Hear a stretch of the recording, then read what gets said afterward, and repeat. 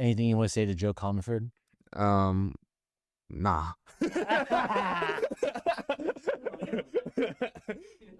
You know they call him Ajahn Joe in Thailand?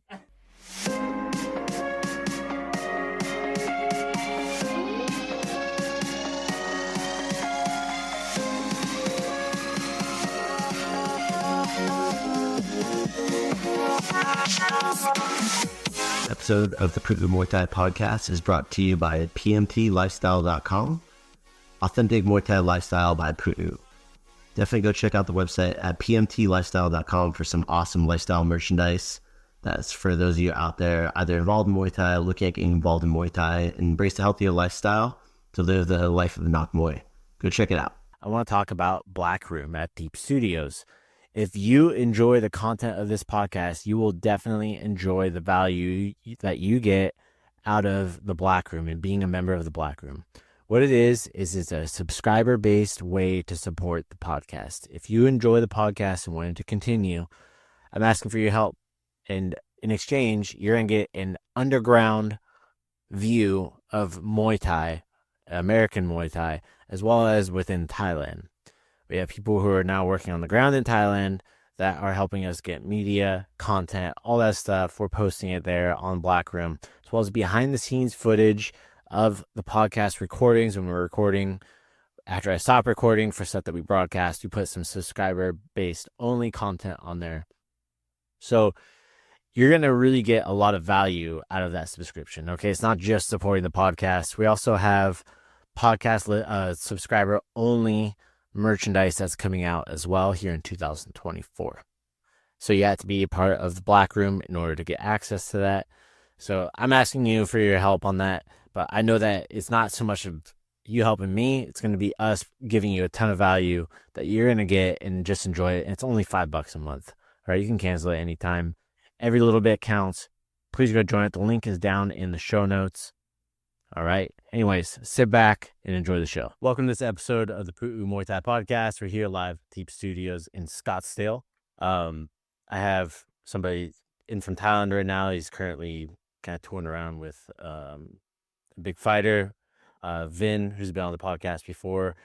Brought him in. He's hosting him at his gym and everything like that and helping get this all set up.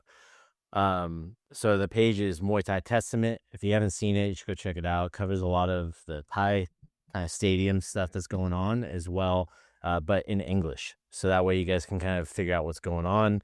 I've had some of the clips from his page on here as well before. So with that further ado, I'd like to welcome Arm. Hello, good to be here. Yeah. So also just for everybody to know too, we have Vin's actually in the background. So if you hear some color commentary, and Master Bob Carmel's in the background too, sitting off camera, staring at us. So what brings you to America?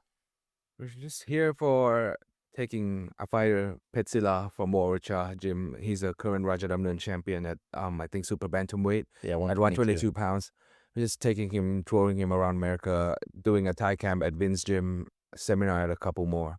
So I'm here as, because we can't just send a 22-year-old Thai who speaks no English out here alone. So I just came out here with him. Yeah, we were talking a little bit before. I think customs would be like, "Are you trying to stay here?"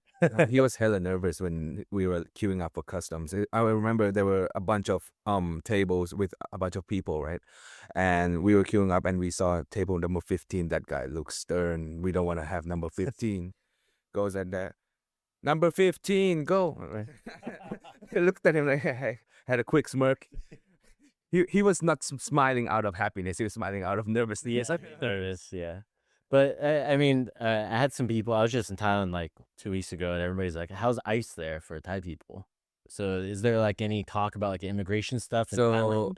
In Thailand, the thing would be that Thai people say that Thailand allows everyone into the country, so it's like a bit easy. And I think I don't know of it as a fact because obviously I never had to go through the experience, but Thai people, or at least on the media, would say that it's a bit too lenient for Thai people. Like anyone can come in to come into Thailand. To come into Thailand. But when you guys come, I don't know. Are people worried about coming into the U.S.? Like, because I had people asking me about ICE, like immigration here. That's what it's called, Immigration Custom Enforcement. Like, hey, is it bad for Thai people to come into the U.S.? Or they're like, will they deport me Yeah, there is a worry. There is a worry when people even just coming for traveling or whatever. for vacation? It's like it's a big deal. How are we going to get into America? Yeah, but the thing is, I think a lot of it is just like a media hype. Where it Mhm. comes into it. Yeah, there's immigration stuff. I mean, in Thailand, they deport people all the time. Yeah. Well, when we were queuing up, when they make it out on the media, it's like half the people are just purged into another room and then disappear forever. But we were queuing up and everyone was going through it was quite chill. Yeah. So it's, as you said, it's our media as well. It's a lot of media. Well, speaking of media, and talking about that, with your media page, Muay Thai Testament, we were just talking. I think I met you down by Sukhumvit like a year ago with Matt Lucas. Around this time of year. Yeah, I think it was in July last year, because that's when I was there. July or August, I think, is when it was. When it was hot and rainy, hot and wet, I think. That's just Thailand every month. Well, no, you guys have hot, then you have hot and rainy, right? That's true. Yeah.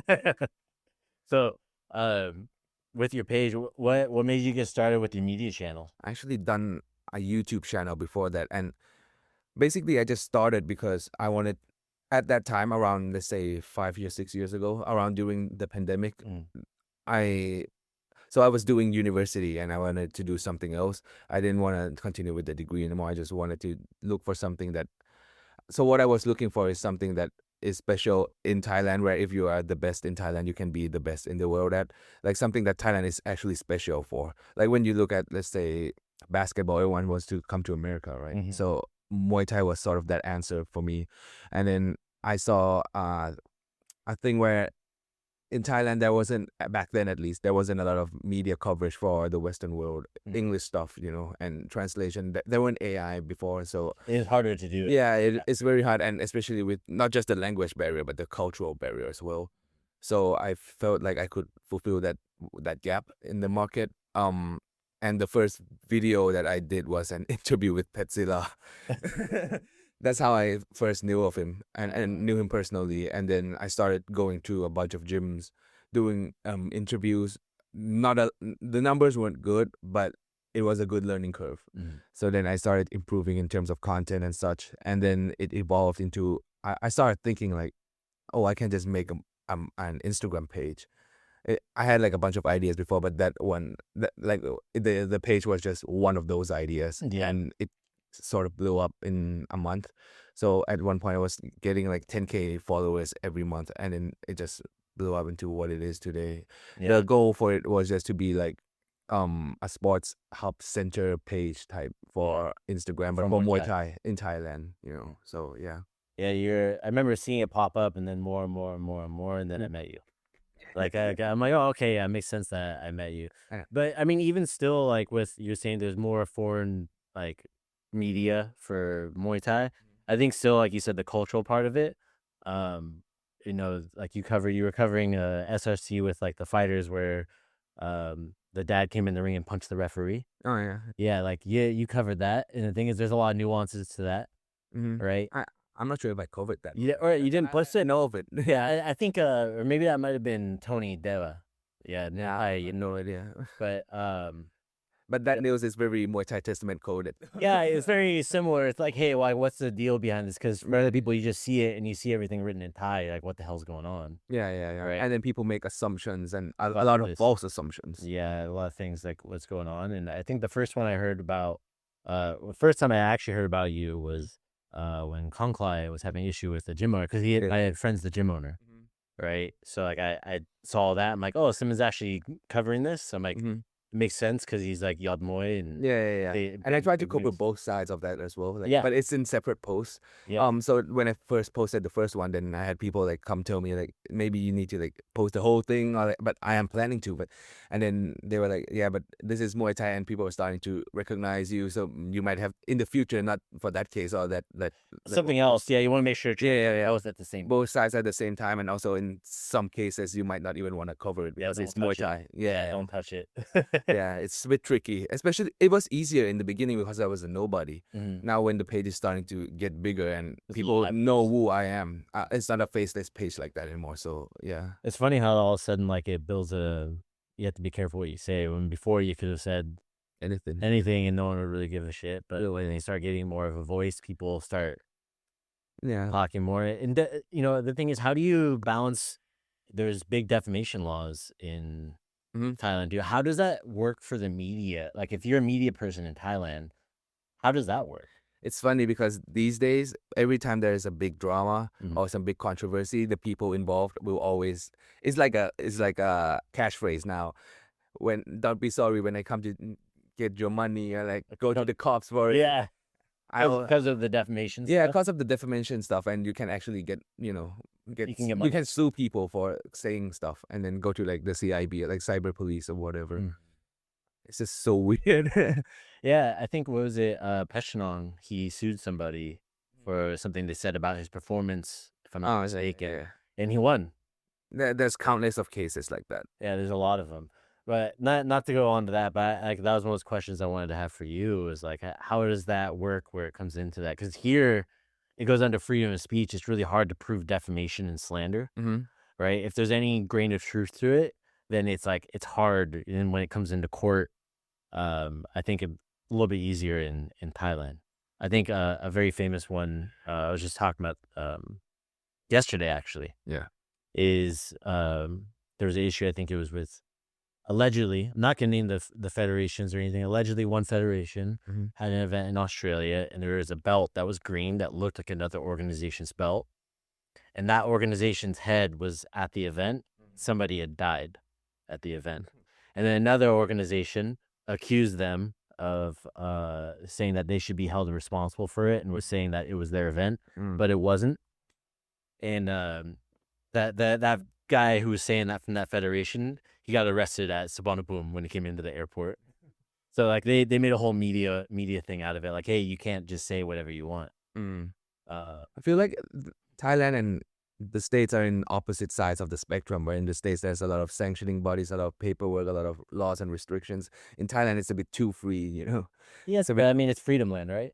It is, but it is to a certain point, It is freedom land, but then you bring in defamation laws. So it's not really free like that. I saw there was something in recently. I don't know what the whole deal was. These Italian tourists that were like flipping. Oh, yeah. So what did they do? They were being allegedly, at least in the video, they were being loud and obnoxious in a BTS train, and the Thai person was the sky train, for anybody that doesn't know. That in Bangkok. The person was filming the video. A Thai person said that we aren't this loud in Thailand, and the Italian person said in reply that sorry for bringing money to your country. Oh, jeez. Yeah, I think that's what happened, but that's the whole TikTok though. So I don't know like what happened the before whole or after. Yeah, but that's what happened on the TikTok. Yeah, and that came into the whole thing. I know there were calls for like deportation, and they're trying to say that like giving the finger was like a illegal thing to do. That's what I was sort of referring to in the beginning of the podcast, where Thai people are now sort of like, there's sort of this pendulum is swinging back a bit. There's a bit of whiplash for that. So, well, I mean, it's understandable if foreigners come into your country doing this. Yeah, and there was another like even worse case before, where it was one of the islands. It's Samui or something, or Phuket, or not Phuket, but Samui or somewhere. One of the islands, and it was an Israeli tourist. Yeah, girl. Yeah. You know the one that I'm talking about, right? Yeah, she said like, I paid for your like the whole thing. Yeah, I pay your salary. Yeah, basically I own the land. Is what she's saying. Well, there was another thing. I think CID was involved with it too, because they were trying to shut down, or they're trying to investigate a temple. And I think it was I don't know if it was like a Jewish one or a Muslim. I don't know, one of the two. And they were trying to go in. They said, no, this is our territory. They said, no, you're in Thailand. But you don't get to restrict anybody. There's no law that goes above Thai law here. Which, I talk about this a lot. It's like, hey, like if you think about Thailand in its history, it's always been like this. It's always been like this. I know they had some friction with the Chinese and stuff like that too because of this too. But not to go too into the sticks on that.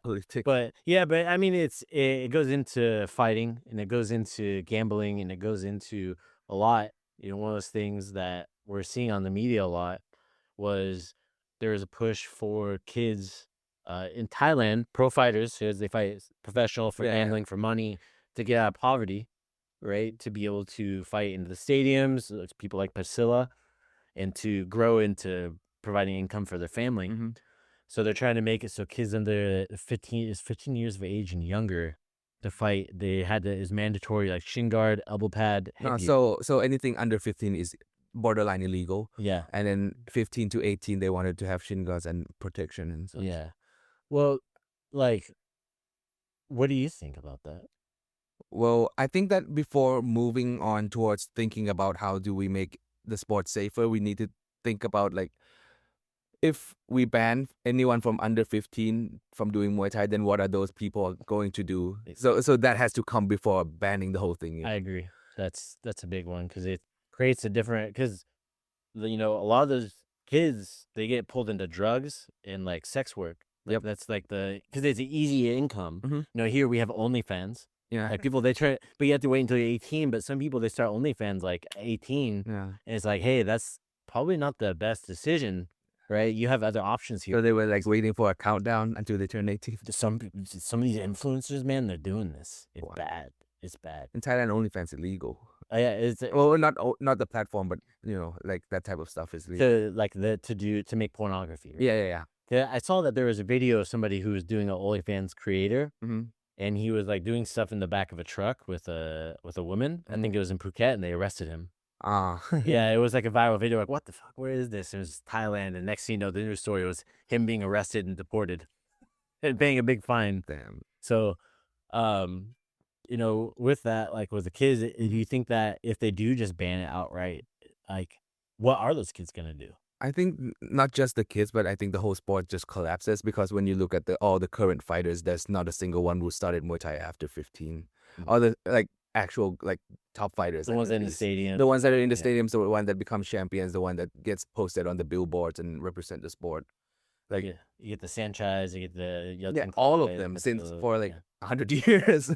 yeah. So to make a move that big, I think there needs to be like a solution, Yeah. before the action. So, and it's a weird one because usually when stuff like this, like laws like this get made, I feel like it should be the fighters who are coming out and saying that they want this. they want this movement to happen. Like if let's say like you ban something that is so bad, and a lot of people will come and back that movement, right? But for fighters, I feel like they are all backing against the movement, which is like, so is the law made for the people, or is the law made just for the lawmakers to look good on paper and come out as saviors of the higher world? So I feel like that's the case right now. But like, it's not Thai people that are really pushing this, is it? I got no idea who's pushing it, actually. I heard that it's just a bunch of human rights activists. There's UNESCO, which is like through the I think that's through United Nations, if I'm not mistaken. And I heard some rumors about some other things about it being a push towards making sports safer for like an Olympic push potentially too, like to try to show, hey, this is like a Yeah, but all that Olympics and everything other than like the most important thing about Muay Thai for me is for the people to actually be able to make money and compete in it. yeah. It being in the Olympics is just like a cherry on top for people in suits to say that our sport is in the Olympics. Oh yeah. Do you think there's a financial incentive for some people maybe for that? Like, Probably. not for the fighters necessarily, but I wonder if like there's a financial incentive for them to get that as well. That's from me looking in and seeing the whole like landscape of it. That's what I think. That's my theory, and I thought some other people too, who know a little bit more like the high politics stuff, Yeah. and they may or may not have confirmed some things. Yeah, I'm pretty. Sure, you would know it too. We're not gonna say it here, but what's I think the biggest effect of it though, like you said, is you're taking away the sport of Thailand, right? It's like saying that kids in the US, I know it's a full contact thing Mhm. and they're thinking of safety, but it'd be like saying, hey, kids can't play baseball in America anymore. Yeah, kids can't play American football. Yeah, I think American football is more dangerous than combat sports. Yeah, well, Muay Thai is not even the top 10 most dangerous sports, Yeah. which is funny. People think about that. I'm like, hey, you can lose you can get like for full contact, you get cut, fight's over, I think it's just leg kick. aesthetically it looks bad because it's just a bunch of poor people pushing kids into the ring to be bet on by poor people. And they're going crazy in the They're background. going crazy, and the only people who are rich in there are people in the gray area of the laws. Yeah. Well, like It just looks bad. It's more about how it is perceived. Presented. Yeah, how Yeah. it's presented. well, that's kind of where RWS. Mhm. I think what they're doing with Rajadamnern Stadium and how they're presenting it as this modern sport thing, I think is good for this, Mhm. right? Like Rajadamnern, before you go there, and it's kind of like gonna or at the old Lumpini, it's Yeah. kind of like, am I gonna get stabbed here? It's a bit dodgy. Yeah, just it looked different, and I think with that change though, the perception change. Do you feel that that's also affecting some of the upcoming fighters in town? I mean, here we call it like Gen Z, Mhm. Generation Z, and the work ethic is different.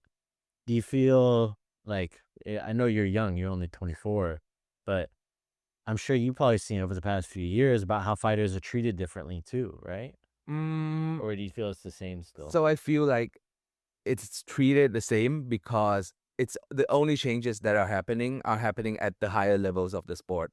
But the upbringing of the fighters, as I said, is the same, which is why it's so bad to just suddenly cut the pipeline like that, because nothing below the very surface level of Muay Thai is actually changing. So like let's say Petchsila, Mm-hmm. he grew up through like the whole Thai system and such, the stadium system, run up to fighter of the year, blah blah blah, did everything right, and then went on RWS. Now he needs to change his style because he needs to be entertaining. Now he cannot just push one round. Now he has to actually be able to do interviews and be more arrogant because that's what the promotion wants. They want to sell the media. Yeah, for the media. So it's like what the top level of the sport wants and what the rest of the sport demands from the fighters and mold them to be is totally different right now. Yeah, So it's that's kind a of bit conflicting, right? inconsistencies. Yeah. Yeah, well, because that goes kind of from like the stadium, we're now calling stadium style Muay Thai, and like entertainment style, right?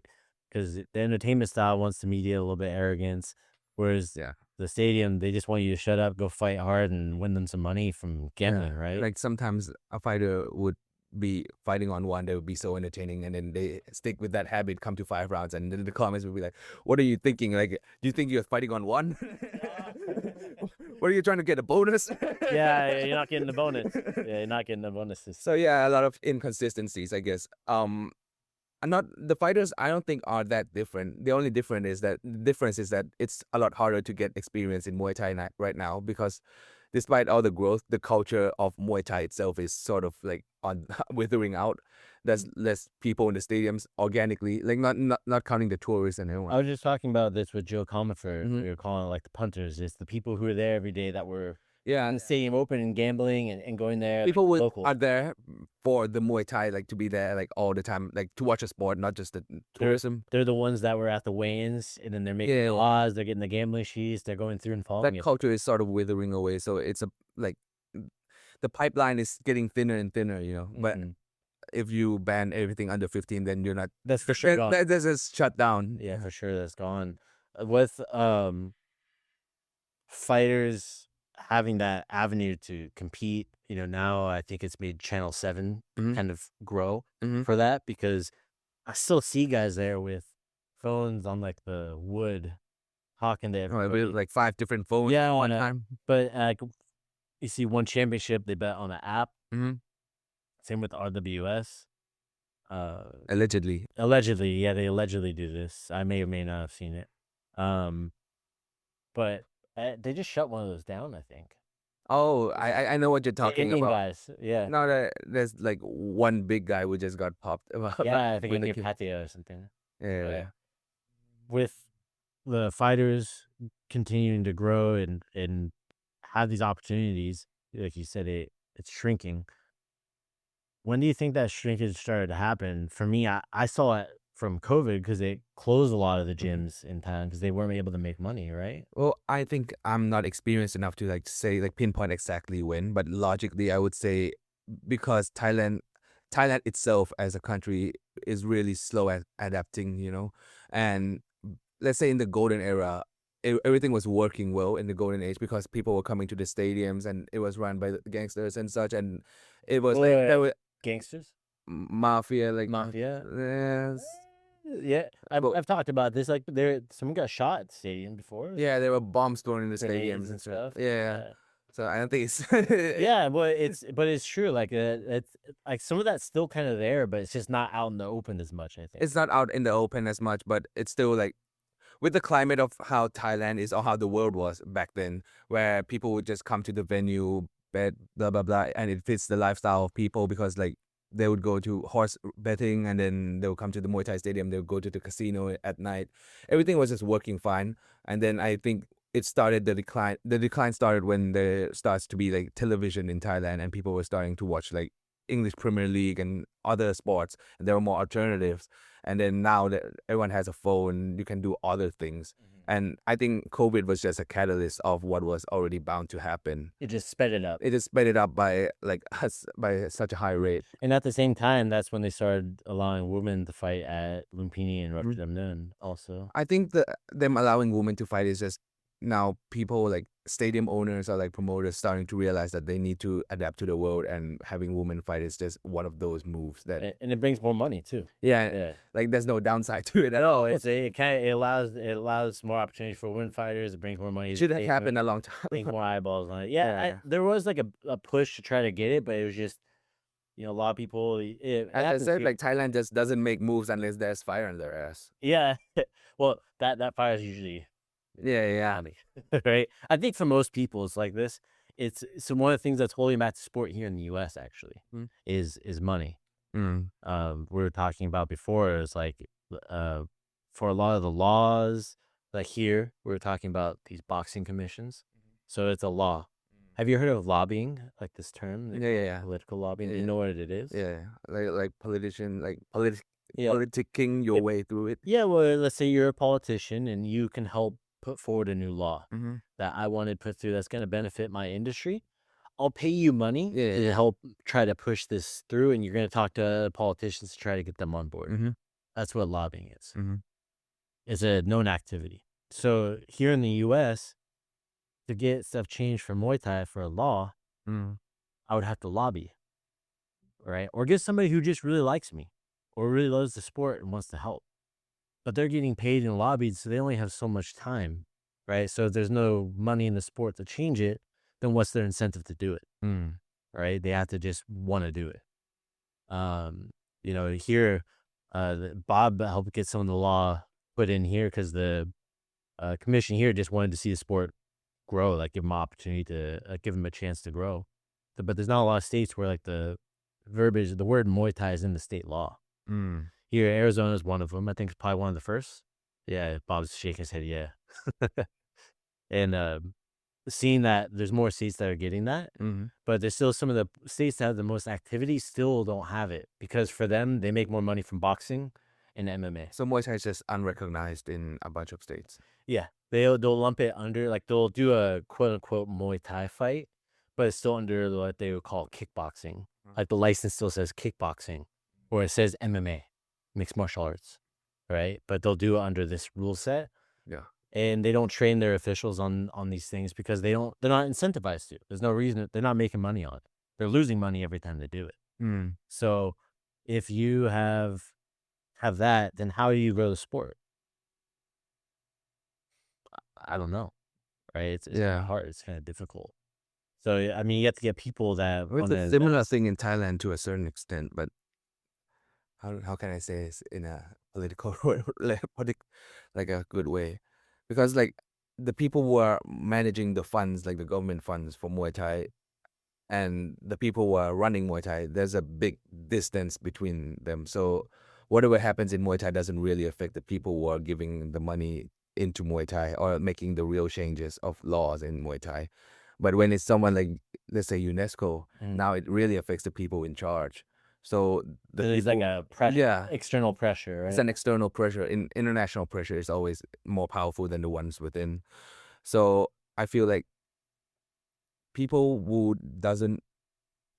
aren't living in the Muay Thai community have more power changing Muay Thai than the people who are living the Muay Thai like life.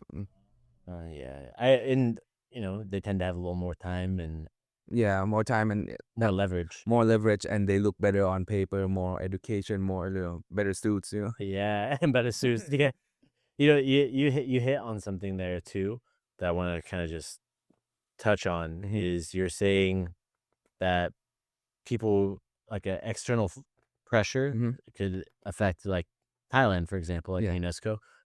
So one thing I've noticed, and a lot of people are noticing, it's kind of becoming a talking point, is the enforcement of fouls that have always been in the rule book for Muay Thai, but now like you're actually seeing it enforced in the stadiums at Rajadamnern, like with how they're doing like the foot sweeps. Yeah. So do you think that was an external pressure to kind of like standardize the sport? What was it? What do you think? So it started on Channel 7 where there was this one fight. This rule hasn't been fouled. Like it wasn't called. Yeah. It wasn't called for like 20 years, 30 years. Like guys like Sanchai, like Superbank, they would make their whole career out of it. Like Yatong Thai, it would be like a whole ass art. That's just doing the foot sweeps. And then one day it suddenly got warned on Channel 7, and then I remember seeing this and it was a big deal because gambling odds. Now that one I posted about, and then people were like sort of like getting into a brawl, like nearly coming outside the stadium. Yeah, people were throwing stuff into the ring. Yeah, and then they just never called the foul again after that, until there was this one time on Raja. Then suddenly it came back. But now when Raja did it, then now they sort of like, oh, it's a thing now. It was always in the rule books. Now we just started warning them for it. So now it's a thing. Now it's like becoming like an official. Yeah, randomly there was this one fight where I don't want to say it, but like it was on RWS, and then it just suddenly got warned for again, and then now everyone is doing it. Yeah, there's another one that just popped up. I think it was Tito Petchsila. Oh yeah, Tito got warned until he got a point deduction. Yeah, point deduction. And then like I'd say in 2022, I started seeing I saw official warning for trying to dance off the last round, the round 5 dance off, where they actually brought him in and they. So that one I feel like is external pressure. Yeah, because people like not people like the tourists in the stadiums were booing. Yeah. If Thai people were booing, it wouldn't be a big deal. It was like I think there was like one time where there was like a Swedish guy or something. He booed the fuck out of the show. Wow, I'm not surprised from the Swede. Honestly, I was there this last time. I heard a lot of boos. I'm like, what the fuck? This last time, I seen like the last few weeks. Yeah, just 2 weeks ago, I was there and they were booing off the fighters. They were at a Source to My show on Wednesday, and I was like. Yeah, because now the expectation for Muay Thai because now foreigners. Yeah, now there's so much foreigners in the stadium. And they tourists. have like a high expectation of like now they're promoting Raja knockout with like 80% knockout rate and everything like that. So now they're coming in with expectation, and then like back then you would come like I'm assuming like if you were coming to Raja, then you would see like the Thai gamblers and the Thai crowd, and you wouldn't be booing that show. But if you're coming in and it's like basically New York, then you feel more comfortable. And then there's dance cams, drinking cams, and especially if you're drunk. Karaoke cam. And now you're in the main event. There's a whole ass trailer for it. And now you're expecting a 5-star barn burner, a banger of a fight. And from like beginning to end. Yeah, right? from beginning to end, and a brawl, and then they're dancing. And even like for people within Muay Thai who follows the sport every week, you see shows like one where it's actually like that. Yeah. And that's now Muay Thai. So now the expectation of entertainment for people is just higher than what the sport is bringing. Yeah. So the dance off stuff for the fighter, which is for them to like, hey, they kind of conceded who won the fight at that point, and the gambling stopped, unless there was like an injection.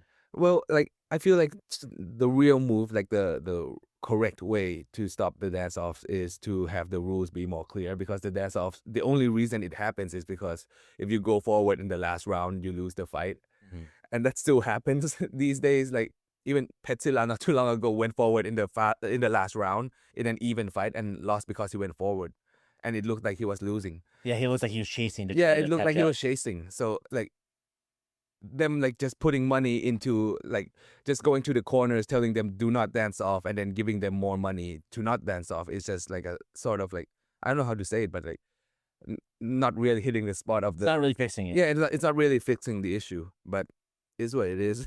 Yeah.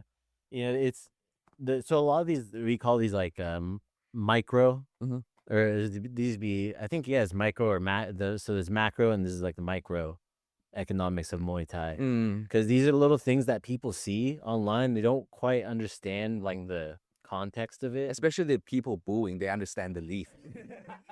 They're just booing because that's not entertaining and fun for them. I was on the back of a motorbike near Led Prow, actually. And I was on a back motorbike and fucking monsoon came in. Mm-hmm. So I had there with my poncho with the motorbike taxi.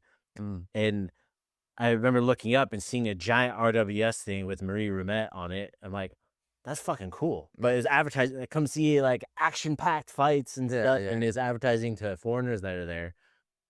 It's definitely pulling in a different crowd and it's getting more eyeballs in the sport, which I think overall is a good thing. Mm. But then you get That. like, Nah, even like yeah. on RWS, the latest one, the one last Saturday, they were booing in the 5th round because one guy was winning too clearly and he was on the back foot, and the other guy didn't look like he was gonna get the knockout, and it was a Raja title fight, and they started booing the crap out of that as well.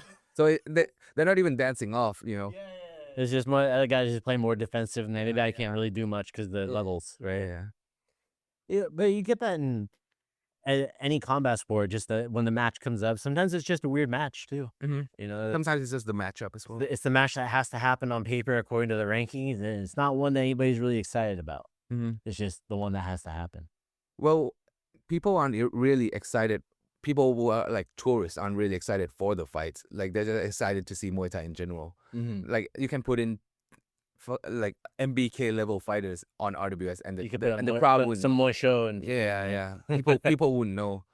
So it's not about like the expectations of the fights or being excited for the names on the fight card. It's just about I want to see Muay Thai that is as advertised.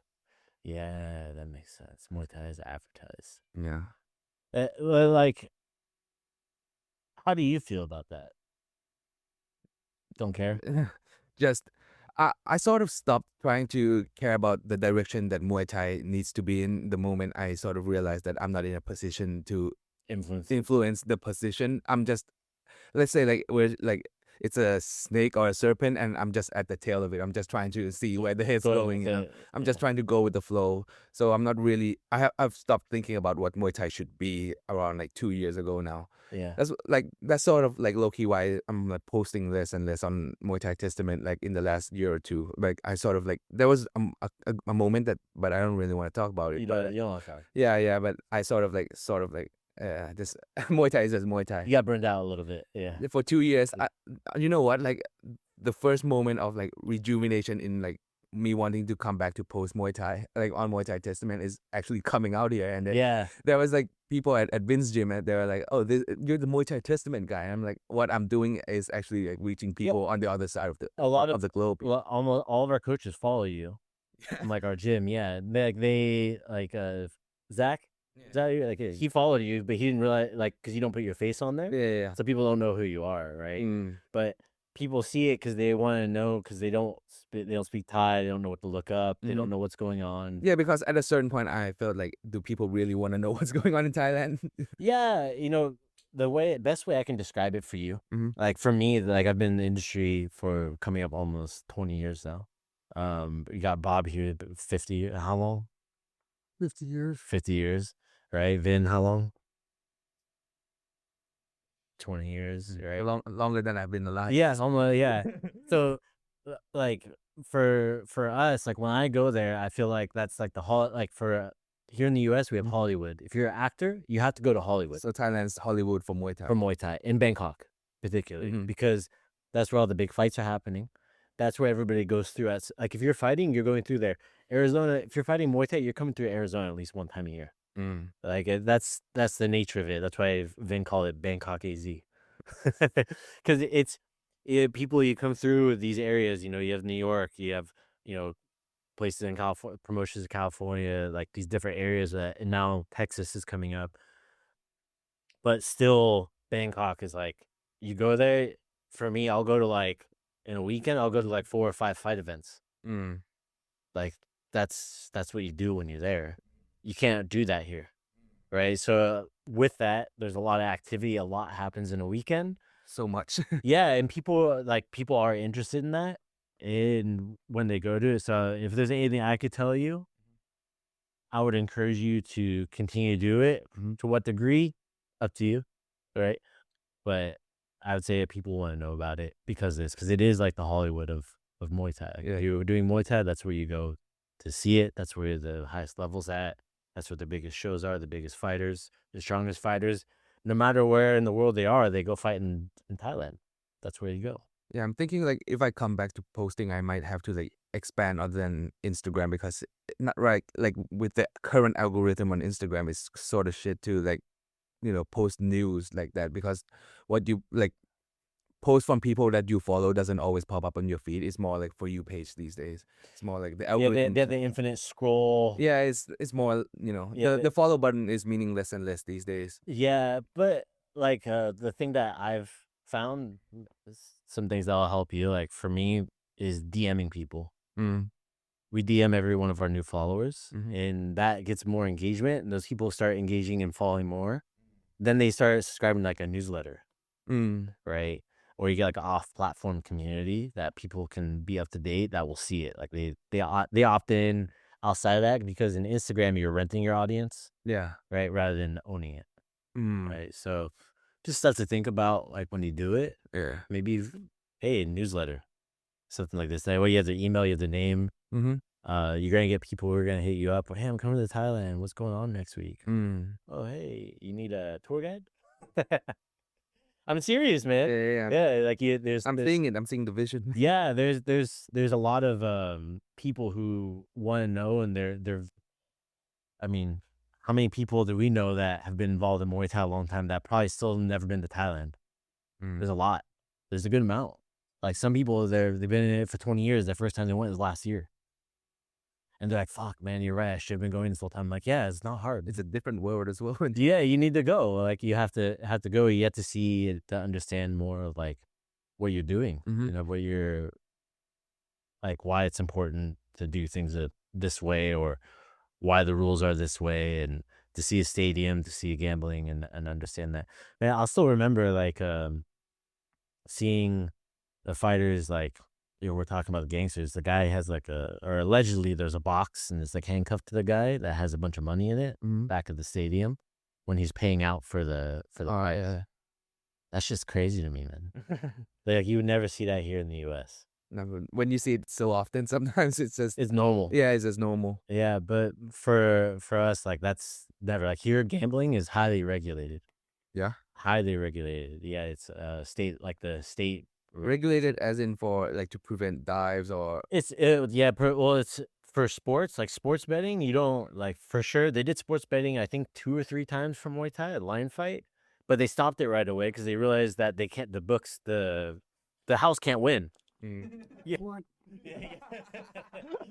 Yeah, because we know what's going on with all these fighters more than the bookies know, right? It's just like in Thailand, the bookies that are there. In Thailand, the bookies are like these shadow figures who knows everything. Yeah, so they know everything. So that's the thing, is the bookies here, they don't know everything. But like, you, like me, Vin, or Bob, we could be a bookie. Like, and then the house would make money, but they're not gonna hire us to be a bookie because we're not in that group, right? So for us, we're gonna go bet. Like if we're not working these, we're gonna go bet on these, and we can make money because we'll know more about the fight. The gamblers will win too much. Yes. So that's why they cut it off after like 2 or 3 events. Well, that's different though, because in Thailand you don't bet with the bookie; you're just betting with each other. Yeah, here you see, like you can't do those, the hand sign thing. Yeah, you can't do that. Yeah. Hey. But the big one, I think, for gambling is the way how it's ran too, is per round, right? Where you're getting, have you heard of these poly markets? Yeah. Right, it's like crypto. Yeah, I'm wondering if there's a loophole through poly markets for gambling on Muay Thai, but then you'd have to get somebody to get listed on there. But I know, like, so for example, Arizona, they're trying to crack down poly markets to say it's illegal gambling and it should be regulated. And it got struck down by the federal court, but then they're bringing it back. They're appealing it. And those same people are the people that regulate Muay Thai here in the U.S., in Arizona also, right? And California, they have the State Athletic Commission's Department of Consumer Affairs, and then they have the Tribal Native Land that works. They don't do like they have their own self-regulating stuff, but the state has to allow them to do the casino there. Like they have to go through this whole law where they allow it to happen, even though it's on native land, because it's gambling, right? There's like a tax revenue and all this stuff that goes into it. And every state is different. So the gambling, like Las Vegas, that's famous for gambling, right? Who built Las Vegas? Do you know? I don't know. Gangsters. Oh. Jinx.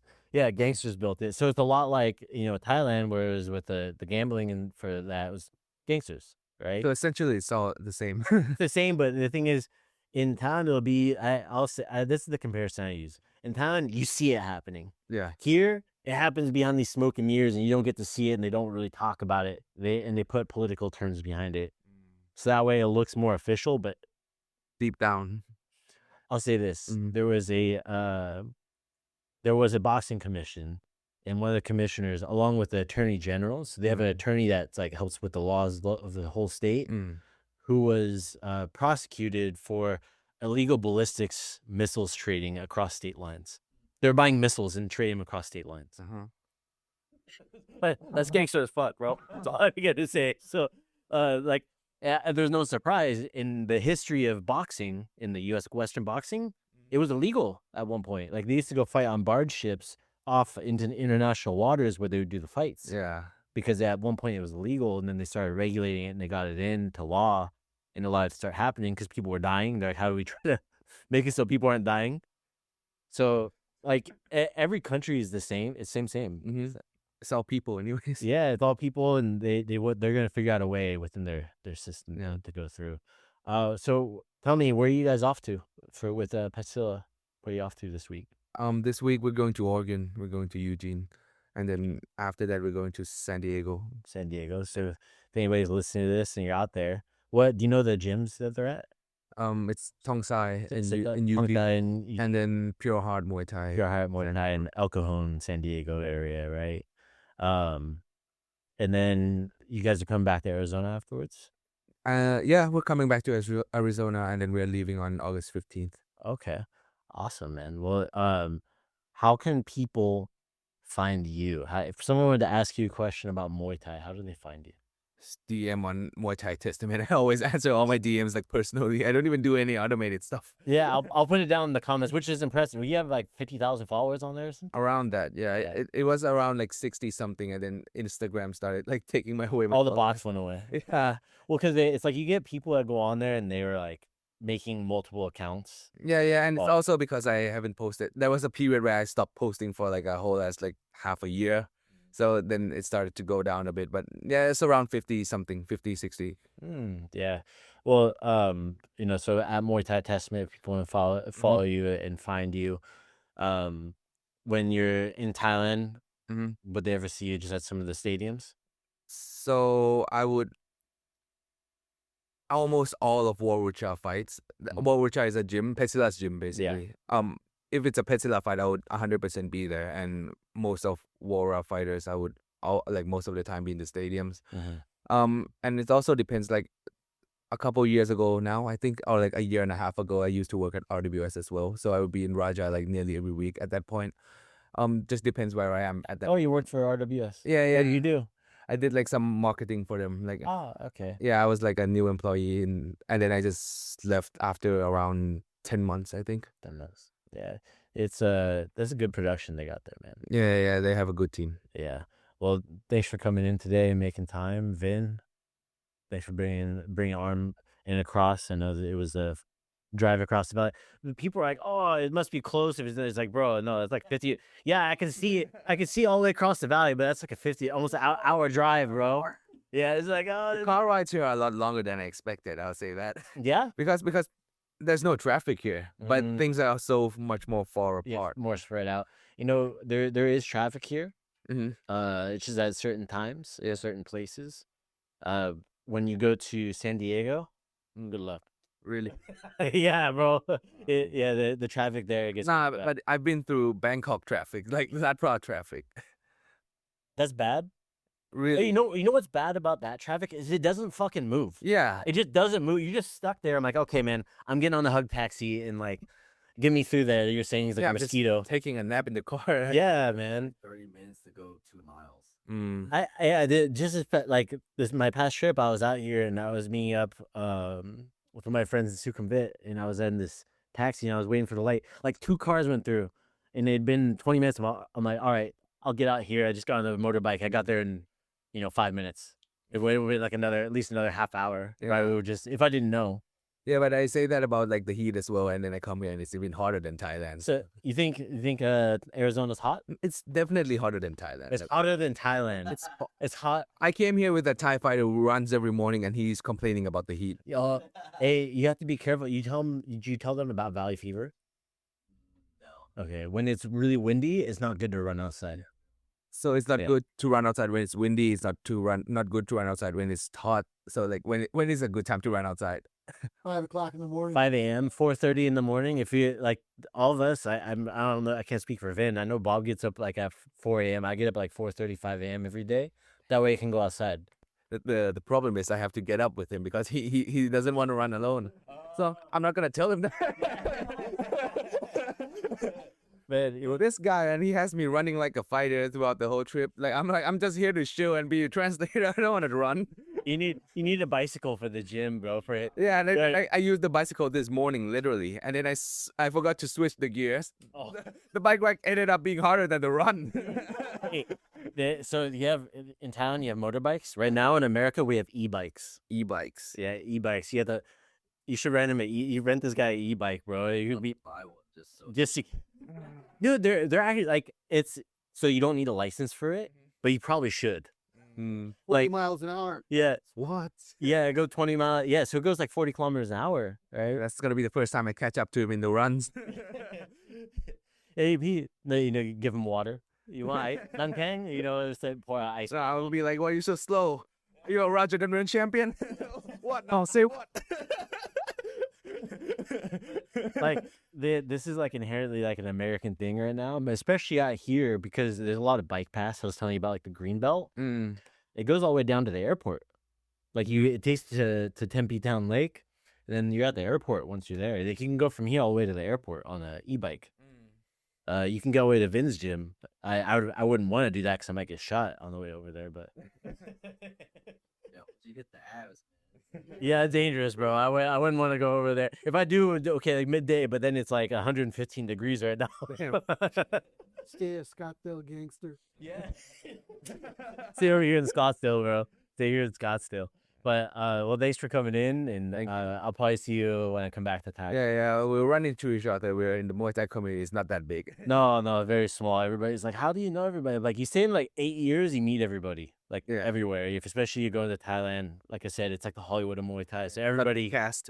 Yeah, everybody goes there. You're like, oh, you're here right now. Hey, let's meet up. Yeah, it's normal, man. Especially like at backstage of Rajadamnern, right? Everyone's like next to each other. Yeah. Well, hey, before we go, if there's one thing you would tell to people, Muay Thai fans in America, do you have anything you would tell them, or Muay Thai fighters in America? I would say that now is currently is the best time for you to be an American Muay Thai fighter because Thailand is trying to go internationally. One of the key markets is America. So if you are watching this right now and you are a serious fighter, now is the time to push content. Now is the time to push in training, everything. And this is the best time to get into Thailand and get into the Hollywood and become a superstar in Muay Thai. All right, that's going to be it for today. Thank you so much for tuning in today to the Pu'u Muay Thai Podcast. If you enjoy the content, go leave a review over on Apple Podcasts and on Spotify. Give us a rating. It means the world to us. Also, if you want to be a guest on the Pu'u Muay Thai Podcast, or if you just want to shout out to your friend, go check us out at podcast.puumuaythai.com. You can submit to be able to be a guest on the podcast. You can submit what you want to talk about. Also, if you want to just give a shout out, there's a button for that too. Sawadee Kop.